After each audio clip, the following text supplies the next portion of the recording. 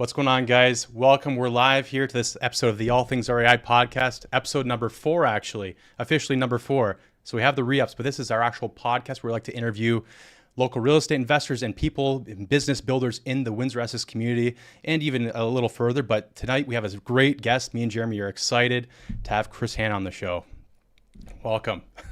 Thanks, Tom. Thanks, Jeremy. I'm excited to be here. Oh, absolutely. Yeah. Jeremy and I, we met you at our last real estate meetup. That was back in October, right, Jeremy? I think October. With Graham Thompson at the two sixplexes that we viewed. What a great time. Yeah. And that was great. our first one where we were, I think, mic'd up. We had I think we actually utilized some of our footage in our intro. Yeah, that's a good point. The that. intro, if we saw a lot of that, was from Chris.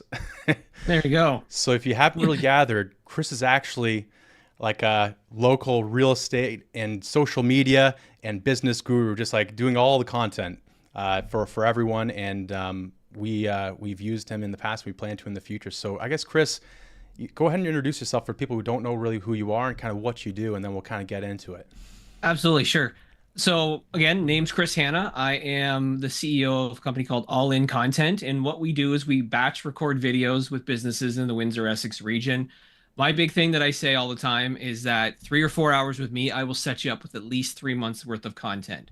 So Tom, you can attest to this. We did 4 hours of content. We did about 50 videos in that 4-hour time span. We did. We'll of course record other types of content as well, such as events. Then we chop those events up so you have more content. I'll coach people on content. I also do consulting with a lot of businesses. I touch a lot of businesses that are in the real estate space. I've worked with a lot of real estate investors as well, real estate agents, mortgage brokers, property management, condo management. It seems to be like a lot just in the real estate area here within the Windsor-Essex region, and I'm all in on this area.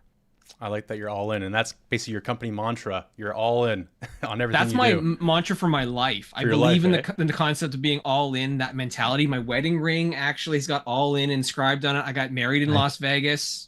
I see an all in sign behind you as well, I think. That's true. It is. I'm a big poker player. I love playing poker. And so I just took that, like, how important it was to me, and I kind of put it into everything that I do. I love that. So, like, your whole life, have you been all like, for lack of a better term, balls to the wall, all in? Yeah. So have you always been this way, or what kind of gave you that mentality shift to just seize the day and go after everything you want? Well, I think when I think about being all in and how I use it in business, I talk about it from the perspective of like really running your own show. I've always been kind of entrepreneurial, but it's really just the last few years that I've truly like gone full time. Because I used to do a lot of stuff as side hustles. Right. When I think about like, when I was a kid, I was the kid who was like flipping hockey cards at recess and doing garage sales and trying to like hustle. And so when I went through and I started growing up, I'm like, I got the safe job. And then, I worked really hard and I was competitive because I was a kid who always played lots of sports. I worked really hard in wherever I was, but then I was always felt like something was missing. I felt like I wasn't fulfilled. And then eventually I realized, you know what? I probably am not meant to work for other people. I'm probably meant to actually bet on myself. And when I eventually came to that realization, everything changed. And I can't believe how much more happier I became as a result, and obviously more successful when you're happy too. Definitely. Your your mental health definitely has a factor, plays a real factor in how much money you can make, and just going it alone on your own. Well, I think to that point, like when you think about people who are in a corporate world or working anywhere, they work all year long and they're trying to hope for a certain raise or to get a bonus or something at the end of the year. I figured, why am I busting my ass for a 2.5% raise each year when I can just make unlimited amounts of money by just controlling it all myself and being my own boss? If I want to make more money, I just got to go and sell more, and I got to, maybe work harder, work smarter, as opposed to letting somebody else control my fate. And I think that's what a lot of like real estate investors I talk to as well, like who did work for somebody else, they're like, I want to find a way to do this on my own. I want to make money my own way and have your own time back. Yeah, I think it comes down to a passion thing, kind of figuring out your passion, what your why. I can see that you're really like pronounced about this. You got the upbeat energy, which is good. What got you into like, I guess, videos or content and social media? So when I was in the corporate world, I used to go to all these events, and I'm a big believer in like personal development and going to events and trying to learn. And I would see people up on stage, and people would always say to me, Chris, why aren't you up on stage? Like you should be speaking at these events. And I was like, you know what? I think I should. But like, how the hell do I do that? Like, I have no idea how I'm gonna make that happen. So I went and I'm like, I'm gonna go to an event. I'm gonna talk to speakers. I'm just gonna go and like ask them what to do. And the advice I got was, you got to start creating content. So whether it's blog posts or just other static posts or content. And then I realized I'm like, I like doing video. And then I, created a podcast and I started creating content. And then people started booking me actually for speaking gigs. So I'm like, okay, I'm not making like a ton of money doing it, but I'm like, I'm starting to get booked. And I did events in like Florida, in Washington, D.C., wow. all throughout the States. I started getting paid. Holy heck. My first one was like a $3,000 person speaking gig in Chicago. And I'm like, this is crazy. I'm like, I'm like, I'm gonna go all in on the speaking business because I'm finding a way to do it. COVID happens and it all goes to hell. It all just falls apart. Like every speaking gig I had was kind of shut down at that point. And so I kind of like, okay, let's put my head down. And then I ended up losing my job in that year of COVID. And I was like, I gotta try and go all in on myself. And I did for a little bit. And then I'm like, I gotta play it safe again. I was worried. So I got a job, but I still was miserable. And I became CEO of this company for this job that I worked at. And then I was like, you know what? Even though I'm the top of the company, I still have to do something. I got to go back to content. And I found that I started doing it. I started batch creating a lot of content. And then I had a real estate investor reach out and say, Chris, is there a way that you could help me create enough content? And this is a real estate investor who's also owned a roofing company. And I said, absolutely sure, I can do it. I can batch record content. So I literally just had a phone and a gimbal that I bought, and I'm up on a roof trying to batch record videos. We recorded like 100 videos. And I was like, I told some people about it and they said, well, can you do it for me? And the more people kept asking, I was like, wow, what I did for myself, I didn't know that other people would pay me for that. And then just took off. That was kind of your eureka moment, I guess. That you struck gold. I'm like, I can do something good, like that I enjoy doing, and I get paid for it. Oh, that's cool. Yeah. And so I still get to speak and do that too. Yep. I've gone to events and I've had workshops. And Tom, you came to one of my workshops. Like, I think that's how we initially got connected. I still get to do what I want to do, just with content helping fuel that. And I think it's a space too that people don't really appreciate because, coming from just my own background, I like looking at the reels and the posts, but I think a lot of times people don't realize the power that the social media can have, especially in the real estate game, because people don't necessarily know what you're doing if you're not posting, and it's more crucial than people realize. So it's good that you're doing that and that people are starting to realize and start creating with you. Well, I think that like when you look at the real estate space, like whether you're a real estate investor, whether you're an agent, whether you're tied to it in any way, you have some sort of knowledge or value that you can share to other people, right? Like if you can, compress time for them and give them a piece of value that's going to help them, people might want to do business with you in some way, but whether it's, being a partner or investing with you, or, maybe just being part of your team, as in some sort of way, like it's incredibly powerful. And I think that more people who are in the real estate space should do it and share behind the scenes, share the ups and the downs though, too. I don't think just, sharing everything that's positive. I think share when things don't go well. Mm-hmm. So you mentioned for realtors sticking out as a realtor, mostly my whole conversations lately have been investing wise right here. But so I have a question to ask, like so with a realtor, what strategies would you recommend to someone that's looking to stand out on social media? There's say around 1,000 of us in Windsor, and it's, we're all competing for the same buyers, the same sellers. And to be honest with you, there's maybe 2 or 3 agents that have really nailed the social media game. So for the 997 of us, approximately, what can we do to really stand out on social media? Well, when you think about the 3 that you're saying then who are actually, crushing it, what makes them different is that they found a way to stand out. So anybody who is a realtor of the 1,000 or the 997, Mm-hmm. like, what makes you different? Why would people want to come to you, Jeremy, versus somebody else? What's your thing?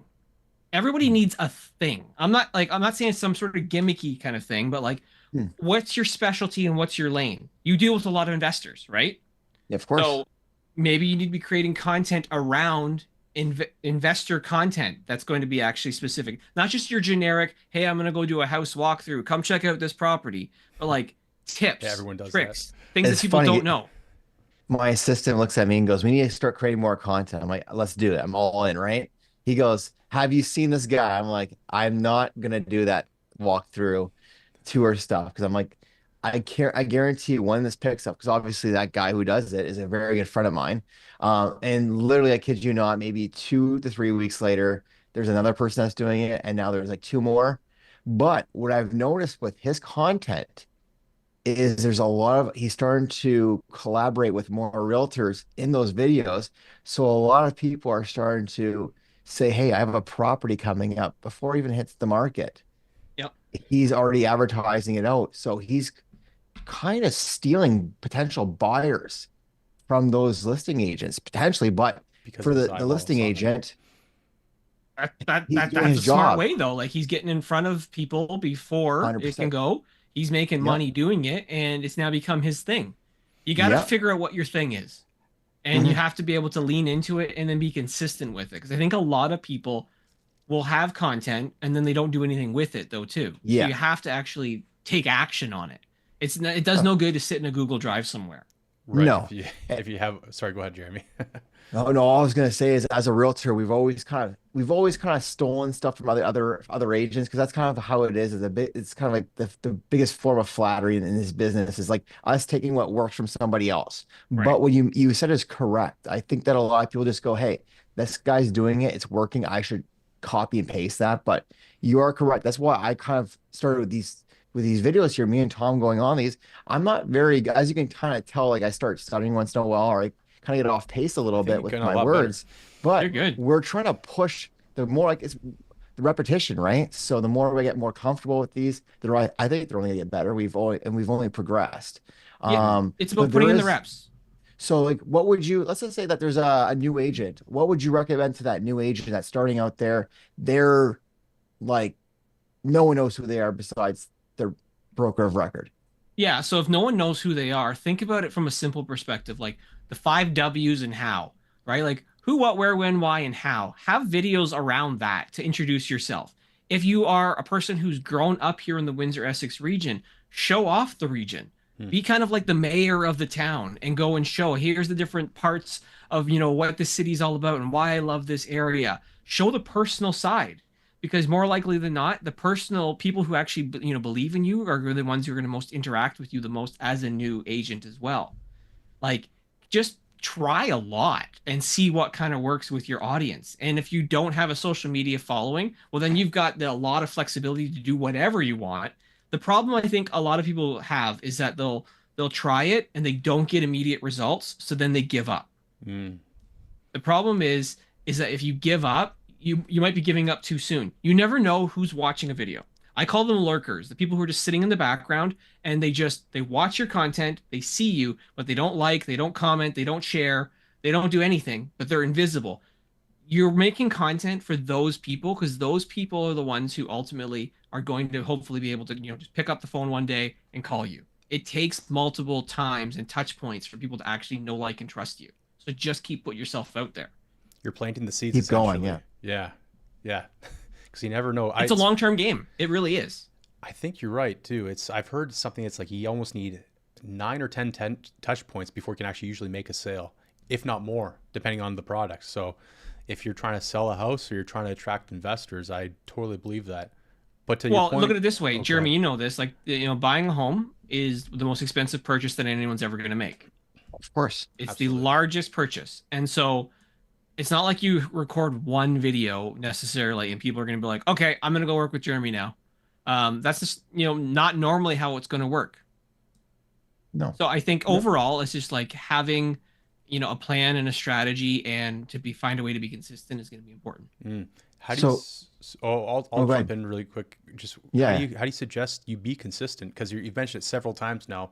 But if there are busy business owners or entrepreneurs, real estate agents, investors, how the heck do you find the time to be posting consistently? Or like, what is consistent, to be honest, too? Because some people say post each day, and some are saying post at least once every couple days. Like, what are your thoughts on that?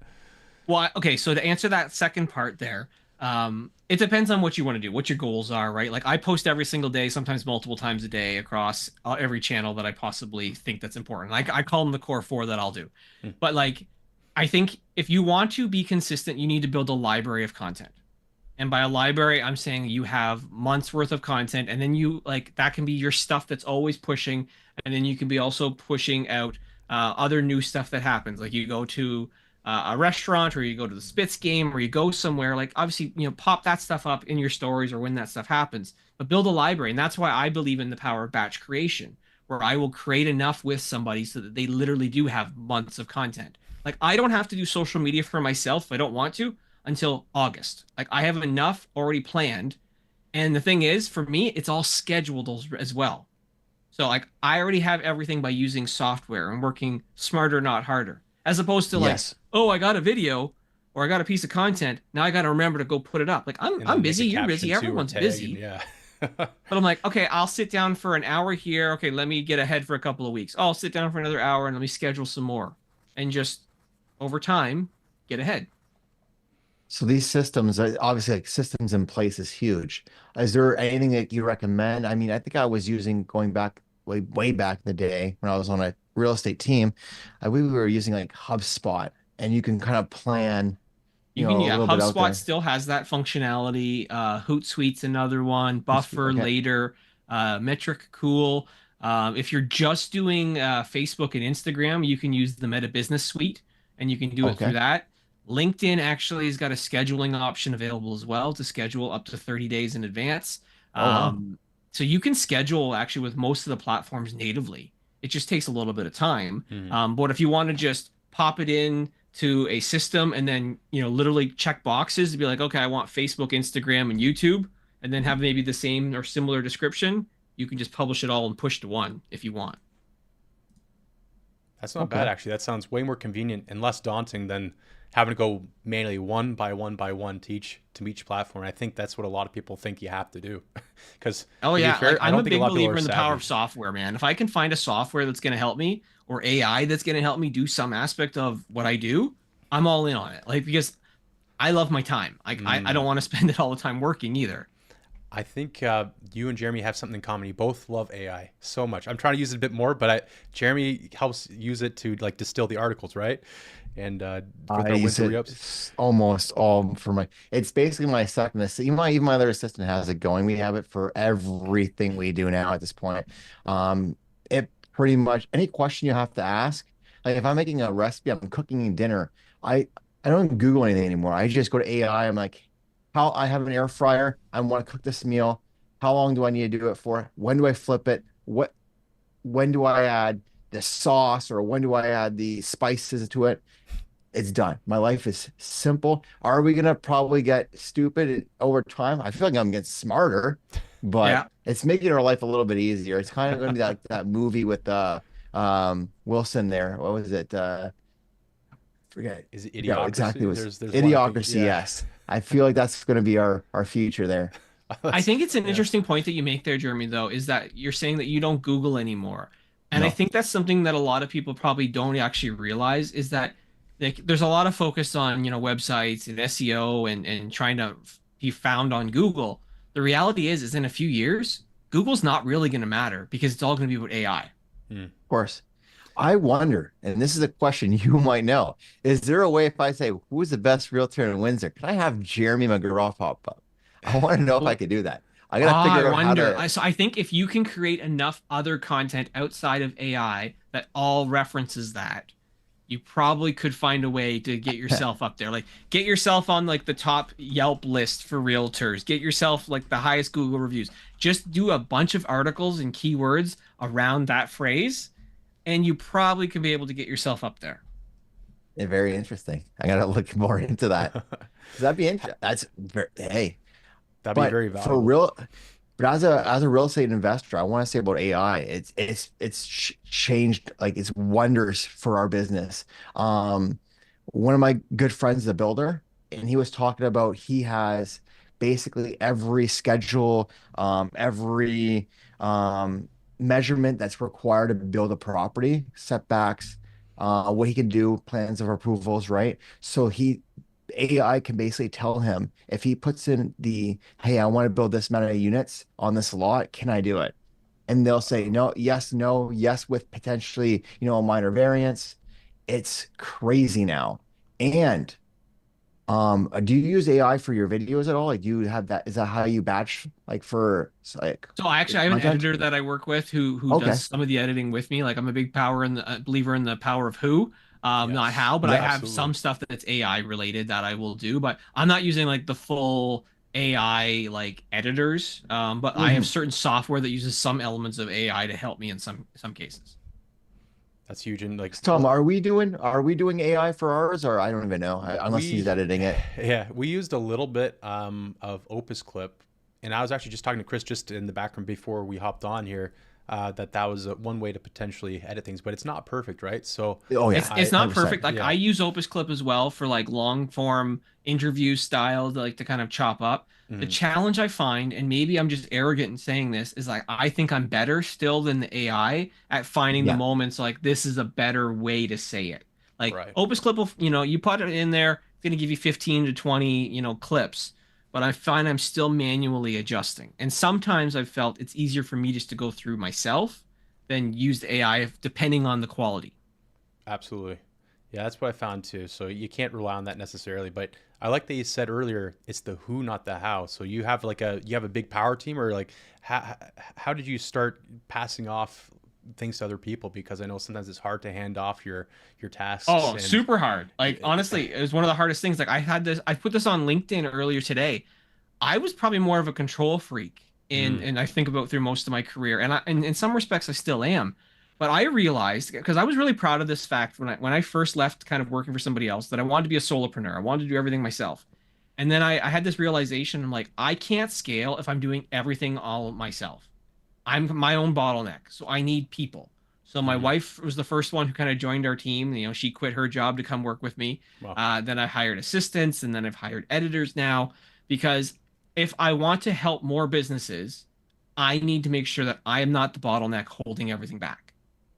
And I was so arrogant when I first started thinking, well, I can probably edit better than hiring somebody else. And I was like, wait a second. Now that I got this editor, I'm sending everything I can possibly to the editor if I need to, because there's somebody who's actually a better at that than me. yes. And I Yeah. think I have to be humble enough to realize that. And I think that was an important decision to say, how can I do all of these? Like at one point, I think I did like 1,000 videos in 1 week, like recording with oh different clients. And I'm like, how am I going to edit this? Because I'm like, I booked back Yeah. to back to back to back days. And I'm like, I'm screwed. And then Yeah, my you have wife's a like, huge you backlog. need to hire someone. I'm Right. like, yeah, you're smart. Like that's good. I think that's how it happens a lot of times as entrepreneurs or people who we're trying to hustle and grow a business.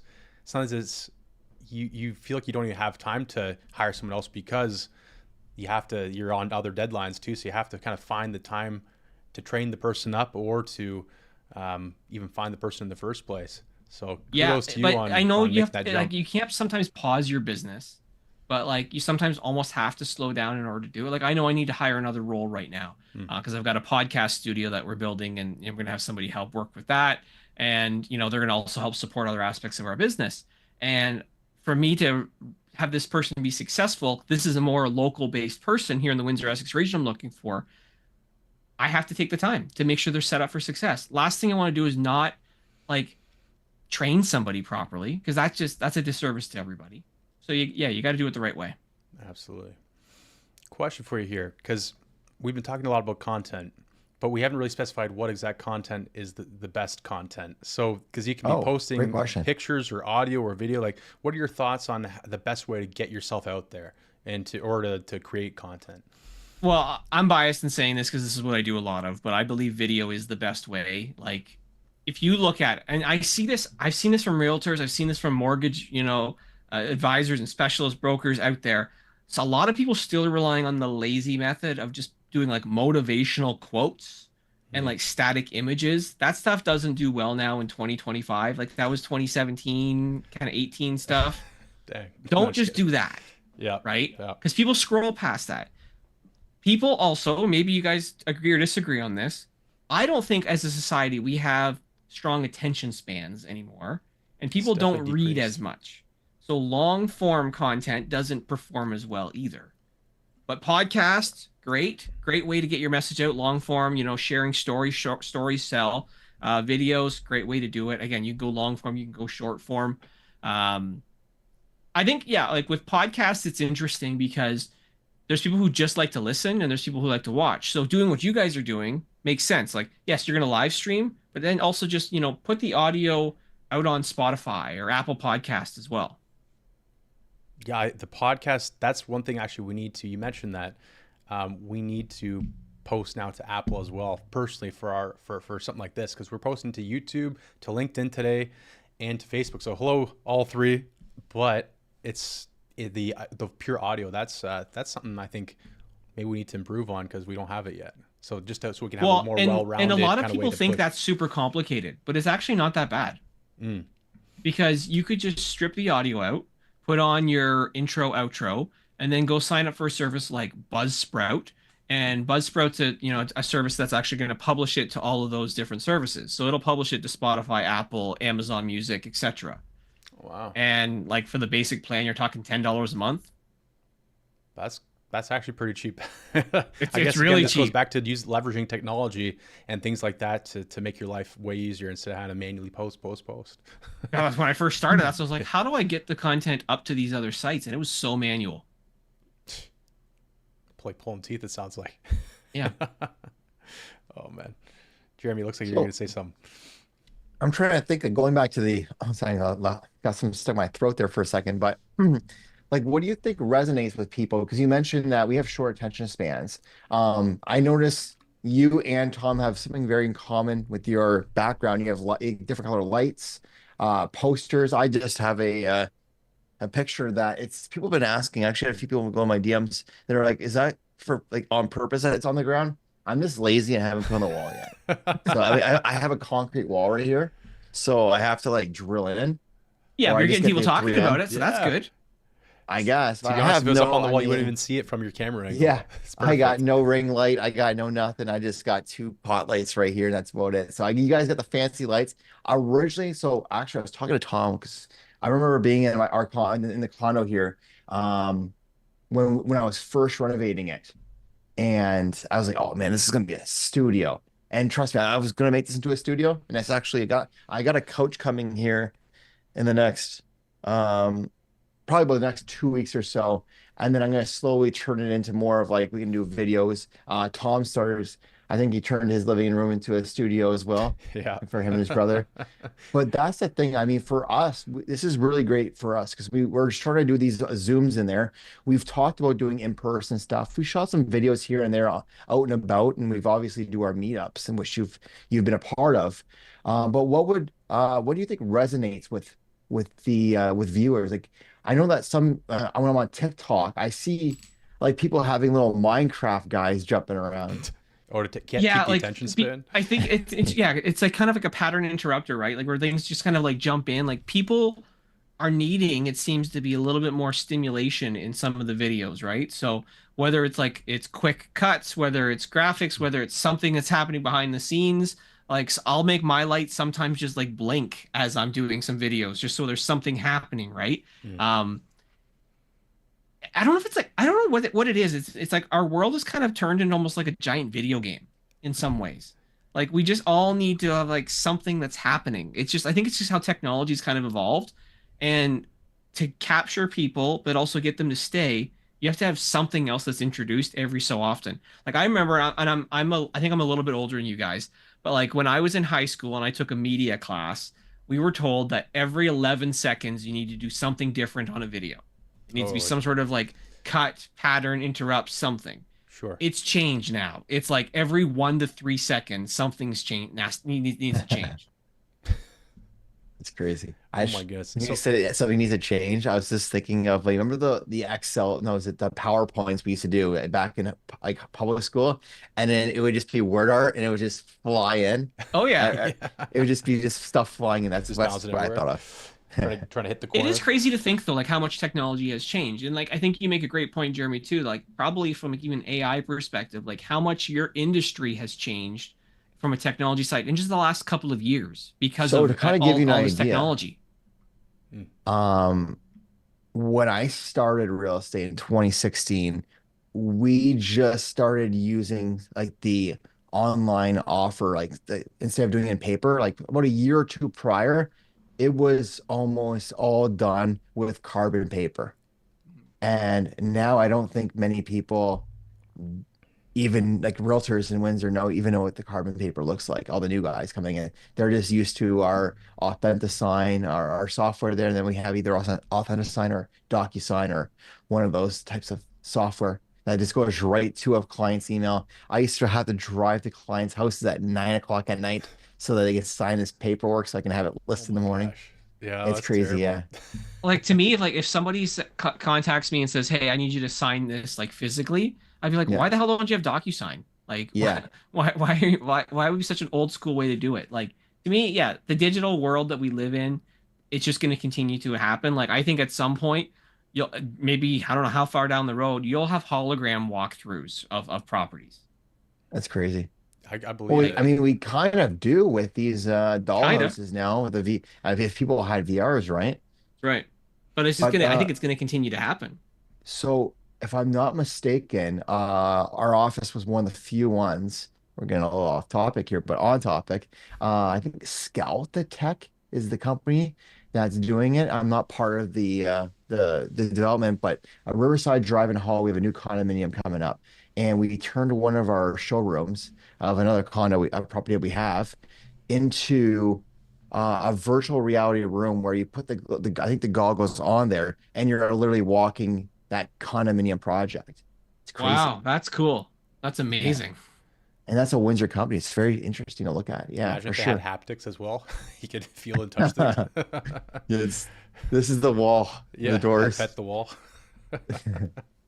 That's Oh crazy man. to think about. So I mean that's and question I have for you, because obviously there's probably gonna we actually do have quite a bit of realtors watch these videos. So and I'm gonna say most of us are doing our social media the way it should be.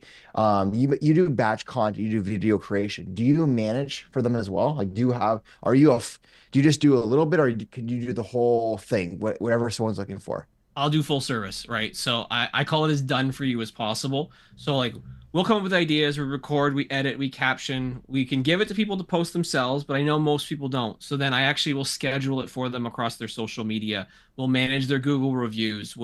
If they have like a website, they need blog posts done on it, we will do that. Like we are actually full service.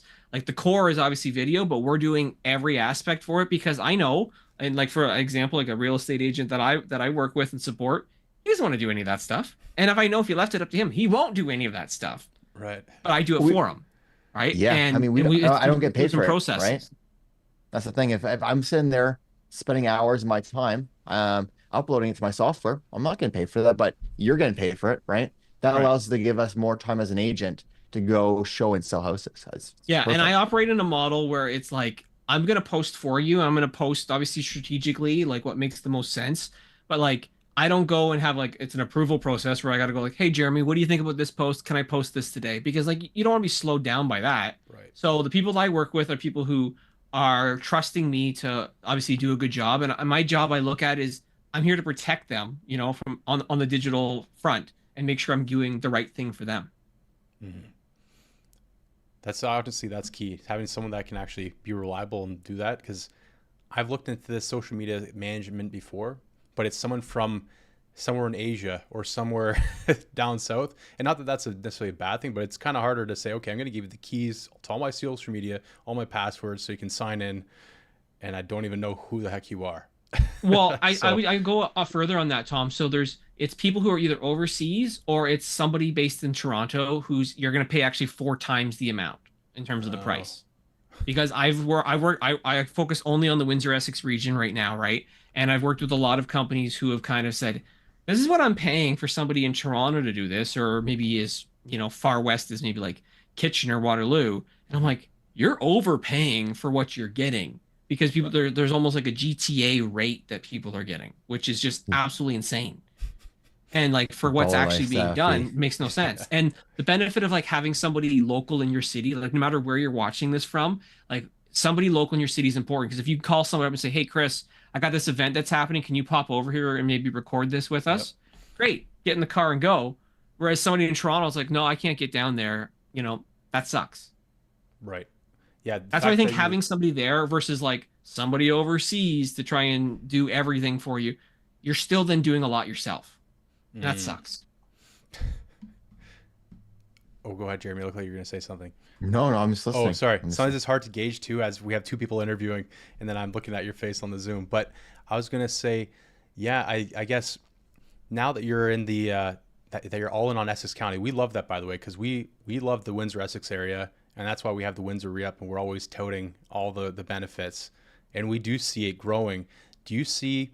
Do you think every business needs to have this? Because now that businesses and people are coming down here and people are trying to expand and grow, I feel like the only way to stand out is with the social media. So how can people, I guess, get involved with your, contact you, and kind of maybe see your services or get a trial for what you're offering?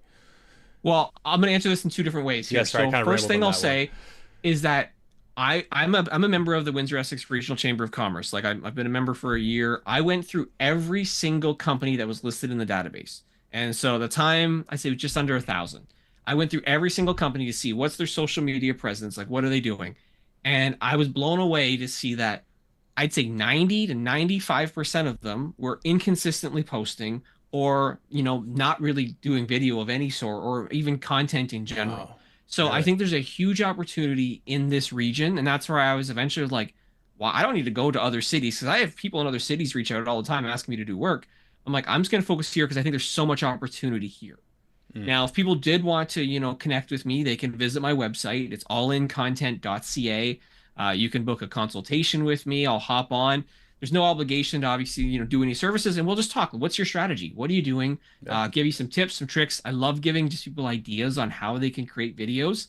And then if you decide you want to work with me, great. We can take you through the different plans and options. You can do the ones where like we record it and we give it to you and you post it yourself, or the full service model where we're scheduling and all that content for you.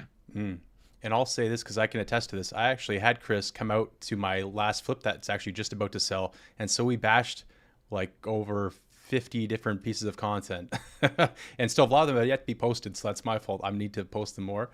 But I enjoyed working with you because at first, people might also think this too, because I was thinking this initially. Oh, this is gonna be daunting. What am I gonna say, or what are we gonna even talk about? Because sure, you have a lot of stuff, like because your expertise, but how do you draw it out of you? So Chris you were really good at actually like poking and prodding with questions or having stuff already written up with hooks too, to then have those posts really go not necessarily viral, but actually have an impact and have a lot of views.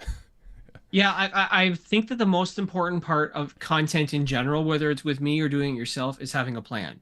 So I always make sure when I'm dealing with any clients, I come in with a plan. Like we have enough video ideas written down. Maybe you're not going to do them all, right? But maybe there's certain ones you will, so that you can plow through them. Like I have over 1,000 video ideas for myself of things that I know I want to do, and I'm not like, it's not a exaggeration. Like I just continue to come up with ideas. I write them down. I did this before AI and everything as well, where like I would just like write down ideas that I would need to do. Like my record in one day is 227 videos in one day. And that's because I had a plan. That was wild. Were you gassed after that? Or like how'd you feel after? Okay. That's what I was thinking. Oh man. So yeah, having the plan definitely helps too. So when you came over, you had like a couple pieces of paper, and then you also had it on your phone too, just your laptop, and then we rolled through as many we could. And then as you did more, you get the wheels greased up a bit, and then it's way more, it's more effortless. Yeah. And the thing that's important, and that you had to do there, Tom, as well, is you change clothes every so many videos. Oh, that's a good little tidbit. Yeah. Right.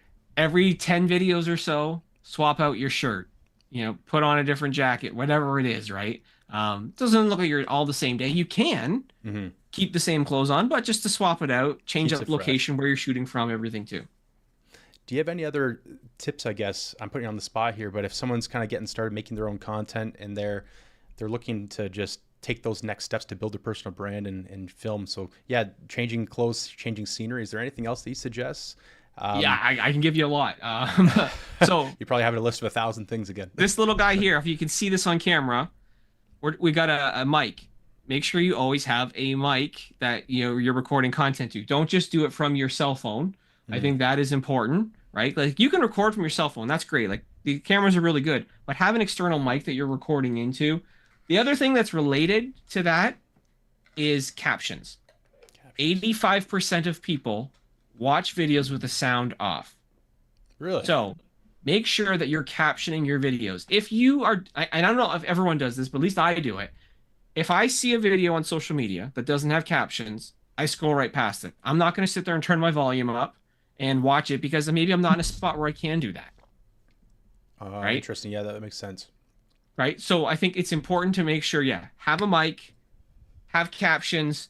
If you can, record in an area that's well lit, or at least get some lights that are going to help you. Like natural light is best whenever possible. If you can avoid recording in areas where there's a lot of traffic or dogs or kids or anything running around, that's also critical and important. It's cool. Like if you live in Windsor, like we've got some awesome areas that you can go and record. Like go record it at the river. Yeah, like absolutely. with the backdrop of the Ambassador Bridge, or when Gordy opens up there, go and record over there at some point, right? Like there's cool spots that you can record to have a Windsor feel, as opposed to just keeping it all inside. Like obviously right now, as we're recording tonight, it's really cold, so maybe don't record outside. But like, it's cool to be able to record in different spots. I used to do a lot of recording while I was driving, which I know people don't like that. But to me, I was like, oh, I have my phone mounted in the car, and I can sit there and I can talk and drive. I like that. I guess no real difference than talking or FaceTiming someone on the phone when you're same thing. That's right. And so like I hook my mic on, and then I will go. Another piece of advice I give to people who are just starting out is do what we're doing here. Find a way to get on podcasts. If you can get interviewed by other people, that's a game changer for creating content. I didn't say this to you beforehand, but I already know that you're going to chop it up. I'm also recording as we speak too. Oh, there you go. Right? That's why I have the mic nearby. So I'm recording myself having a conversation with you while you guys are recording and live streaming at the exact same time. Awesome. I can take something like this because we've been on for just under an hour, and there's probably 30 clips that comes from it. Amazing. And that's way effortless too. Okay, that's great. Super easy, and so yeah. I say to people, just get on podcasts. People are like, well, I don't know how to do that. I have a podcast booking agent that I work with. It's a virtual assistant. I pay her $50, and she gets people booked on podcasts for myself and other people. $50 is well spent because I can use that content. Absolutely. So if you get on like 3 or 4 podcasts a month, and you got enough content to last you for months. It's funny you mention that because that's the way I've been trying to get my brother to make content, because my brother Rob doesn't like posting too much, and that's no fault of his own because he has a kid and everything else. But I said, how about we just do a podcast, because then we can chop it up and then we have the content for later. So I still have stuff to roll through now because we did about an hour, like you said, and now I didn't get as much as 30 because I'm not quite as proficient, but we got a couple good snippets where it was like, this is fantastic, and it's even if you get like say 5 snippets, that's still worthwhile. Yes. Yeah. Right. So like I have a financial planner that I do content for. We batch record every single month. And then I said, hey, why don't we switch it up a little bit and I'll get him on podcast. So he's got a podcast. He'll be on next week. He's got actually 3 coming up in the next couple of weeks. He's going to be on. And like, to me, then that's content that we can repurpose. The real estate agent that I worked with, that I still work with, we've gotten him on about 20-30 podcasts. And then we're building this studio now because he's going to run his own podcast, and we'll do stuff from it as well. So to me, it's like, find ways just to like create content, but actually not even create content, just always be recording if possible. Is there any such thing as bad content? Because they usually say any publicity is good publicity, but is there any content where it's just like, maybe you don't need to be posting that much, or this blandness? Like, does it really need to be polished all the time? Is my question. Because no, it doesn't have to be polished all the time. Okay. Let's use this example that we're having here tonight. You can go live. That's not polished. Like if something goes wrong, it goes wrong. And the world if we sees had 0 questions, just crickets, everyone's gonna know. Right. And so to me, it's like, I think that there's nothing wrong with like owning it. Now, if something is really terrible and it makes you look bad, delete it. Well, for sure. Yeah. For the brand, you don't want to tarnish what you worked so hard to do after batching all this content just for one thing to. Yeah, I think it just depends on like what your goals are with your content. When I first started, I'd post content and I'd cringe and I didn't like it, so I'd delete it. I'd post it, delete it, post it, delete it. Mm. And then eventually I was like, oh, it doesn't matter. It's going to be replaced with something else, and then people are going to move on. Yeah, they'll scroll right by again. Exactly. That's a great point. People need to care a little less about other people's opinions, especially if you're trying to quit your job or do this full time. And it's no different. You sometimes just got to believe in yourself and do what you need to do. The hard part though is something that you said, is like if you're going to try and quit your job, like if you're working somewhere else, there are a lot of companies who are putting some policies in place about what you can or cannot say Mm-hmm. on social media while you're employed, or even after you leave an organization Right, sometimes in some some of the NDA sort of releases. things. So it is trickier sometimes. So just be careful. Like I think depending on what kind of agreement you might have in Yeah, place. just use some reason, some common Yeah. sense. Yeah, we do that as well with me and Tom will sit there try to talk about the either the Windsor municipality, like obviously the councilors and stuff like that with the rules they bring in the mayor. We Hmm. sit there, we don't really want to bad talk anyone because at the end of the day, it's You just never know like, who's gonna be watching. yeah, we don't want our, we need our stuff to go through. Make it easier for us. Yeah, Yeah, but like it's trying to be smart about it. Like my big line that I always say to people, I'll talk about anything as long as it doesn't get me sued. That's what I'm trying to avoid. fair. I don't That's think any of fair. us want that. This is not legal advice, whatever we talk about today. Exactly. Like it's all for entertainment purposes, not legal. So Absolutely. Absolutely. Oh man, Chris, is there anything else that we need to talk about or that you'd like us to touch on today? Because I know we've covered quite a few things, but we kind of meandered all over the place. And this has been awesome because I've got a couple tidbits now from just you talking here today. But is there anything else that we haven't touched on that you really want to dive into? I just think that like anybody who's watching this, like you said, you've got a lot of people who are in the real estate space, whether you're an investor, whether you're an agent, whether you're on the mortgage side, whatever side you are, maybe you're a contractor, just don't dismiss the idea of putting yourself out there, because you never know what comes from a piece of content or video or who might see it and decide that they like you and they want to work with you. And the more people that like you, the more opportunities that come your way. You can then maybe get more funds to go and invest in that next property. You can sell a property maybe easier if you show it. Like there's so many benefits to just putting yourself out there. Don't be scared to do it. That's what I would say. I think that's easier said than done, but I personally, speaking from experience, I used to hate posting and I was kind of afraid of doing it. But like Jeremy was saying earlier too, you get better and you get more used to it over time. And so I think you just gotta take the plunge. If anyone's watching this and on the fence, talk to Chris or just hold up your phone and do it yourself for at least a couple minutes, and then before you know it, you'll have some content there to post. Exactly. Yeah. I think it's like you walk differently too, in the sense of, for example, the more you get used to it, the more you become more comfortable, and that kind of carries you around with you even after these. When you're out in public, when you meet people, you're not as nervous to go talk to somebody. It's another conversation.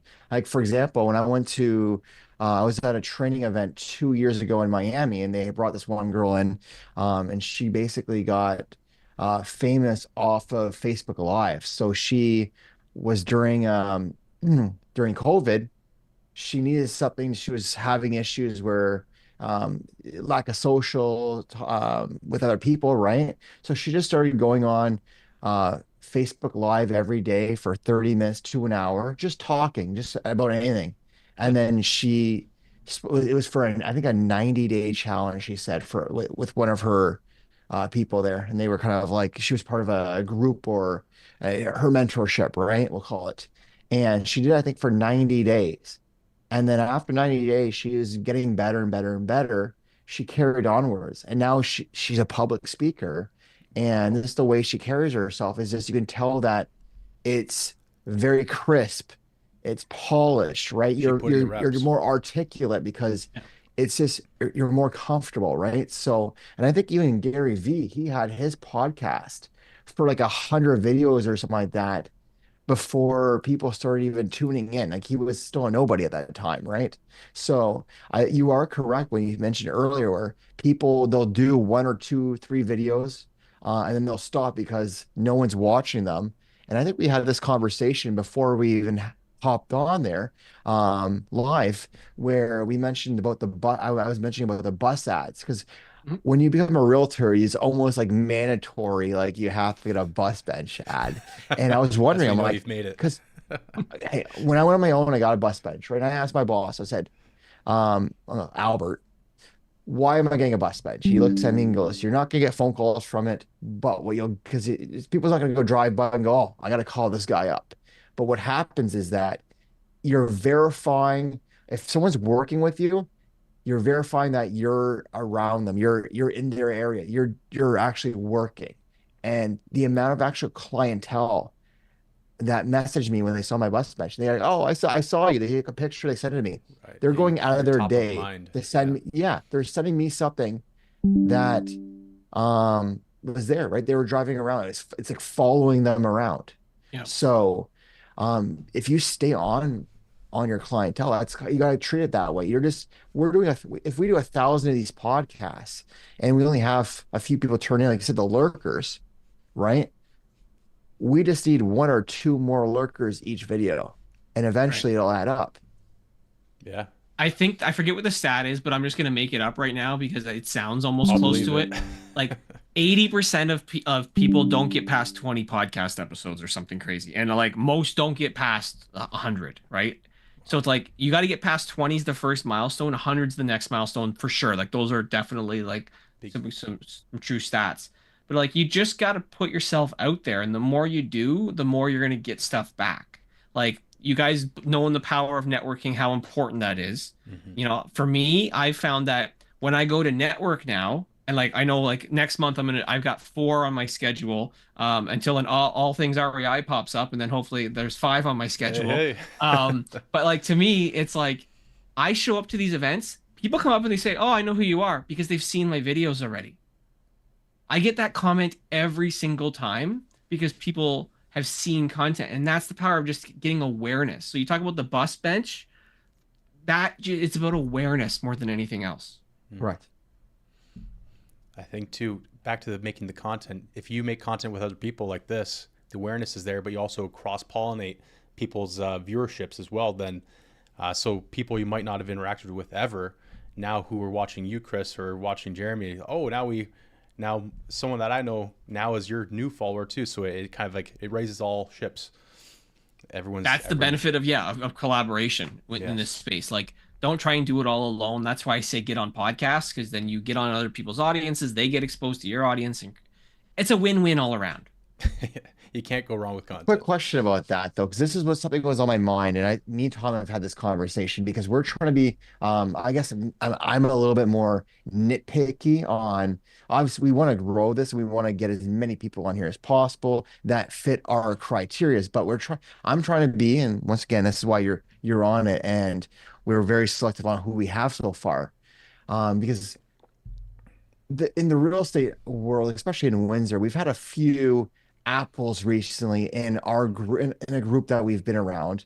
And this is going back even a few years ago. When I first started, there's been every few years it seems like there's a guru that is on all these podcasts or that's on at events, and then all of a sudden they're bankrupt or they've Ponzi Yeah. schemed or something's happened. So it's like I'm like, we're trying to really vet people. Yeah. And I'm like, and me and Tom were having this conversation. I'm like, do we just let not everyone come on here, but like do we just have the conversation, or do you think there would be repercussions by having potentially a video?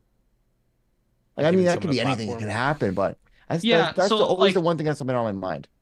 like vetting who's on your show is important. I think Mhm. to know who they are.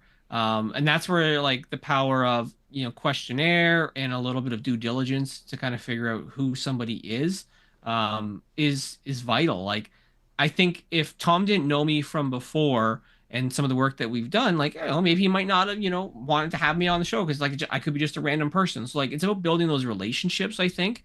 So Mm. when I say, to people, hey, you're gonna have a podcast, you're gonna have guests, make a list of all the people that you might want to have on that you already know and trust. And then start to have the strangers later on episodes as you've started to build more momentum. Mm. Make a list of 100 people. You want to have 100 episodes. Who are the 100 people that you want to have on?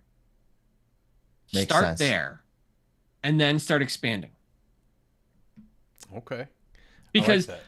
I think it's also interesting that you know that Jeremy, that in this space in the last couple of years, I personally also know a lot of people in the real estate space as investors or people who have gone completely broke. They've followed some bad advice, or that they have been giving bad advice, and that's been really bad too. Like there's a lot of stuff that's happened. So yeah, you got to be protective of what you have to make sure you get Of the right course. people.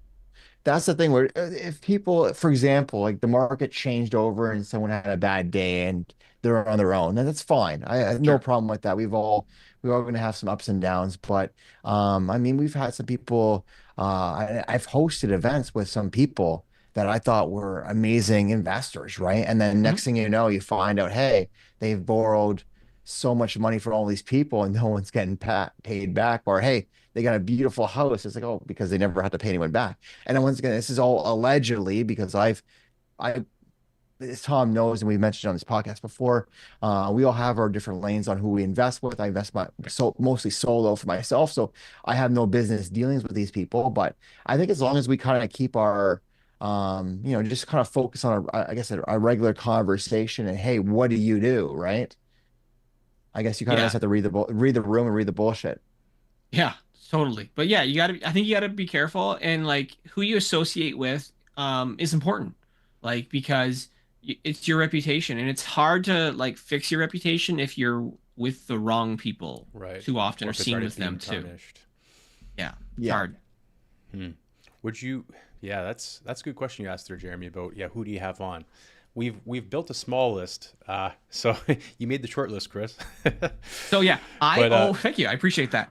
But I always say the Don't let 100 us is down. the answer I've always given, because like I always next think, can 100. you get to that milestone of 100 episodes? Who are the 100 people that you'd love to have on? Hmm. And then kind of go from there.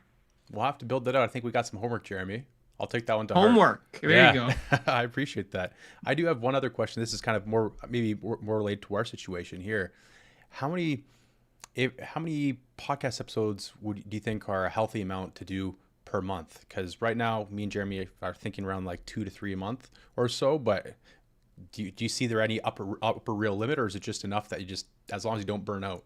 Well, I think So you got to figure out what your audience wants. can I Mm, interrupt really that's a quickly, good for point. example? Yeah. Go So for it. right now, we have so this is considered a podcast, right? So I think we're doing so far 2 podcasts, but we also have what's called the re-up, which is our monthly. It's one a month where we sit down and talk statistics and numbers, Mm, and then I think for the most part we have a shoot the shit kind of conversation. So we're doing about 4 of them, yeah. Mhm. and they're realistically in no particular order, except for the re-up is the first Thursday of the month for the most part. If we have our if I get the The statistics stats in time. from the board right fast enough. So that's good additional context. That changes my answer somewhat than I was going to say, because I think it's important to have consistency for your audience so that they can expect, when is this content going to come? So is it every Wednesday night that there is a new piece of content that comes from All Things REI?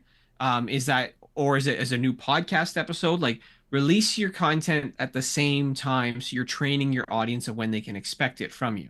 And they'll tune Because in if you go automatically. and say, okay, we're gonna do a podcast tonight, well, maybe we'll do one in 3 weeks. Well, then people are like, okay, it might be harder for people to kind of tune in because they don't know, like, oh, this is when you're going live, or like you have to have some consistency there. Now, Yes. because you're doing the updates on a monthly basis of what's kind of happening in the market, you could have like the first week is always going to be this, but the other weeks are all going to be podcast episodes, Just kind of flex. Yeah. right? So you have one that's dedicated to the market, and then one that's inviting guests on. I like I that think flexibility there. getting at least weekly is pretty important. Weekly. But then you can take 12 off because you can have the monthly replace that. All right. Yeah, I like that idea of the cadence. I was just more of a personal, selfish question there, because I'm always debating. It's like, is it too little or is it too much? And then you don't want to overdo it, like you said, with the audience, and almost get them. What was the term? It was like audience fatigue, almost, where they said, "Oh man, I've already seen so much of this same stuff," and Well, they that's why you got to start mix to. in the different types of guests, right? And so And again, I lean on batch recording it. Like you theoretically, like yes, you can have live, like obviously we're doing here. You can also pre-record some too, Hmm. and also live stream them. Like be active Yeah. still in the chat. Yeah, I've seen people do that actually. A lot of times they premiere it on YouTube, but obviously it was recorded beforehand. Like that's actually that's a smart tidbit right there. That's a Well, very okay, smart so tidbit. say you're gonna go on vacation somewhere. Like again, I was just in Mexico for 17 days, right? Hmm. So it's like you can sit there and maybe batch record a couple episodes ahead so that you can still have stuff showing up each week. And then yeah, you're just online in the comments responding to people as they're interacting. And that's easy to do from anywhere. That's right. Chris, I like that one. I think that's the biggest tidbit I've taken away from this one so far, because that was always a stickler for me. I feel like I always have to be in front of my computer when I do these, so that's cool. Yeah. Yeah. Oh man. I think that's pretty good. Wow, we actually, I think hit we one went over hour an or hour. 1 hour, 2 minutes. Oh Yeah. my There you goodness. go. Yeah, Chris, man, I really appreciate you hopping on today and then explain all the importance of the content and why you do it and how you began and for who you do it for, all the businesses in Windsor-Essex County. Chris, where can they find you again? You're on all the social media, obviously, because you're the content guy. But Yep, all social media you can find me. So LinkedIn, Facebook, Instagram, YouTube, they're in the and description. then allincontent.ca. That's where you're going to want to, connect with me if you're going to check out anything that we do with our set website. And if you happen to be a member of the Windsor-Essex Regional Chamber of Commerce, we've got exclusive plans and discounts there as well. That's like really cheap when you think about it, like $500 off our half day session if you're a member of the chamber. So Wow. it's pretty significant there. You can also see me at a lot of networking events too. I'm always out at them. So I like that. I appreciate you guys taking the time tonight. This was Oh, fun. absolutely. This was great. And time flew by. Yeah. We love supporting local people and the fact that you helped us out before and will most likely help again. Like we love it. For sure. So appreciate your time here, Chris. Awesome. Yeah. Thanks, guys. And Thanks again, man. I appreciate it. Thank yeah, you. And to everyone, stay tuned for our next episode. I guess we'll be releasing some more information in the next couple of days there. Otherwise, have a good night. have a good night, everyone. Bye for now.